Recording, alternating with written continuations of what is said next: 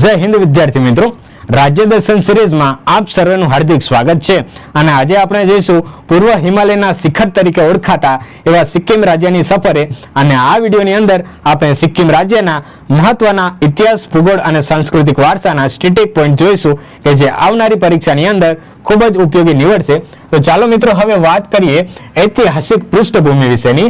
સૌપ્રથમ તો ઇતિહાસ, સિક્કિમ રાજ્યના ઇતિહાસનો પ્રારંભ આપણને 13મી સદીથી શરૂઆતમાં જોવા મળે છે. તો વાત કરીએ વર્ષ 1642 ની, તો આપણને સિક્કિમ રાજ્યની અંદર ચોગ્યાલ વંશનું શાસન જોવા મળે છે. તો આ ચોગ્યાલ વંશના કુંટસોંગ નામગ્યાલ નામના એક સિક્કિમના પ્રથમ રાજા થાય છે.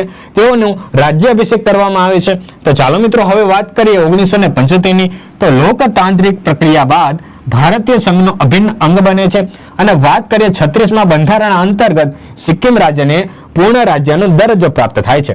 તો ચાલો મિત્રો હવે વાત કરીએ ભૌગોલિક વિશેષતા વિશેની. તો સિક્કિમ રાજ્યનું કેપિટલ કયું છે? તો ગંગટોક છે. તો સિક્કિમ પોતાની આંતરરાષ્ટ્રીય સરહદ ટોટલ 3 દેશો સાથે ધરાવે છે. તો પશ્ચિમની અંદર નેપાળ સાથે, પૂર્વની અંદર ભૂતાન સાથે અને ઉત્તર પૂર્વની અંદર ચીન અને તિબેટ સાથે ધરાવે છે. તો વાત કરીએ સિલિગુરી કોરિડોર વિશેની. તો આ સિલિગુરી કોરિડોર કે જે પશ્ચિમ બંગાળ અને સિક્કિમ રાજ્યની સરહદે આવેલો છે, કે જેને આપણે ચિકન નેક તરીકે પણ ઓળખીએ છીએ. તો ચાલો મિત્રો આપણે આગળ વાત કરીએ પર્વતો અને પર્વતીય પાસ વિશેની. સૌપ્રથમ વાત કરીએ આપણે કાંચનજંગા વિશેની. તે જે સિક્કિમ રાજ્યની મિક્સ વર્લ્ડ હેરિટેજ સાઇટ તરીકે તેને સ્થાન આપવામાં આવ્યું છે.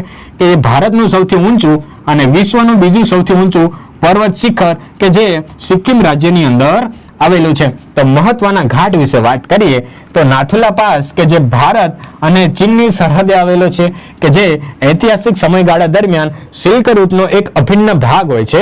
તો વાત કરીએ ઝેલેપલા પાસ વિશેની, કે જે ભારત અને તિબેટને જોડતો એક મહત્વનો પાસ છે. તો ચાલો મિત્રો હવે આપણે આગળ વધીએ અને વાત કરીએ મહત્વના પવિત્ર સરોવરો વિશેની. તો સૌપ્રથમ વાત કરીએ ગુરુ ડોંગમાર સરોવર કે જે વિશ્વના ઊંચા સરોવરમાંનું એક છે. તો તેની ઊંચાઈ કેટલી છે? તો 1430 મીટર ધરાવે છે, કે જે બૌદ્ધ અને શીખ ધર્મના લોકો માટે પવિત્ર માનવામાં આવે છે. તો અન્ય સરોવરો વિશે વાત કરીએ તો સોંગમો અને ચોલામુ સરોવર કે જે સિક્કિમ રાજ્યની અંદર આવેલા છે. તો સિક્કિમની જીવાદોરી સમાન તીસ્તા નદી કે જે ચોલામુ નામના સરોવરમાંથી નીકળે છે. તો ચાલો મિત્રો હવે આપણે આગળ વાત કરીએ તો માનવ સંસ્કૃતિ વિશેની. તો આપણને સિક્કિમની અંદર નેપાળી, ભૂટિયા અને લેપ્ચા નામની મુખ્ય ભાષાઓ બોલાતી હોય છે. તો મુખ્ય જનજાતિઓ વિશે વાત કરીએ તો સિક્કિમની અંદર નેપાળી, ભૂટિયા, લેપ્ચા, ગોરખા, શેરપા, નેવાર, તમાંગ અને મગર નામની જનજાતિઓ આપણને સિક્કિમ રાજ્યની અંદર જોવા મળે છે. તો હવે આપણો નેક્સ્ટ પોઈન્ટ છે ઉત્સવો અને નૃત્યો વિશેની. તો આપણને સિક્કિમ રાજ્યની અંદર ચુફાટ, કુકડી નાચ, યાકછામ, સિંધી છામ અને છામ જેવા નૃત્યો આપણને સિક્કિમ રાજ્યની અંદર જોવા મળશે. તો વાત કરીએ મહત્વના ઉત્સવ વિશેની. તો સિક્કિમની અંદર ઇન્ટરનેશનલ ફ્લાવર ફેસ્ટિવલ અને સાગાદાવા ફેસ્ટિવલ કે જે અગાઉની રેલવે બોર્ડ અને એસએસસીની જેટલી પણ એક્ઝામ લેવાઈ છે તેમાં સૌથી વધુ વાર પ્રશ્ન પૂછવામાં આવ્યો હોય સિક્કિમ રાજ્યમાંથી કે સાગાદાવા ફેસ્ટિવલ કયા રાજ્યની અંદર ઉજવાય છે? તો સિક્કિમ રાજ્ય આનો રાઈટ આન્સર આવશે. તો ચાલો મિત્રો આગળ વાત કરીએ કનેક્ટિવિટી વિશેની. તો એરપોર્ટની વાત કરીએ તો સિક્કિમની અંદર પાંગયોંગ નામનું એરપોર્ટ આવેલું છે. તો લાઇફલાઇન હાઈવે કયો છે?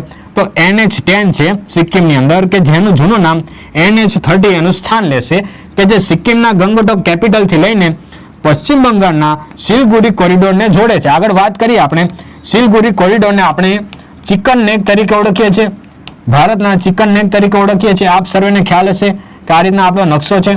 તો અહીંયા પણ એક બાંગ્લાદેશનો નકશો જોવા મળે છે.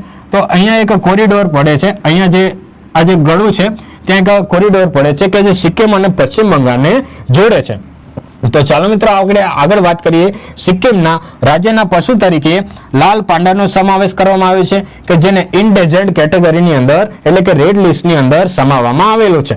તો વાત કરીએ UNESCO world mix world heritage site કે જે કાંચનજંગા નેશનલ પાર્કનો સમાવેશ કરવામાં આવે છે વર્ષ 2016 ની અંદર.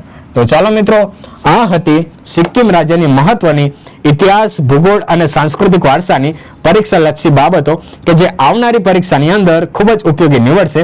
તો આવી જ માહિતી મેળવવા માટે GS પોઈન્ટરની સાથે સંકળાયેલા રહો. જય હિન્દ.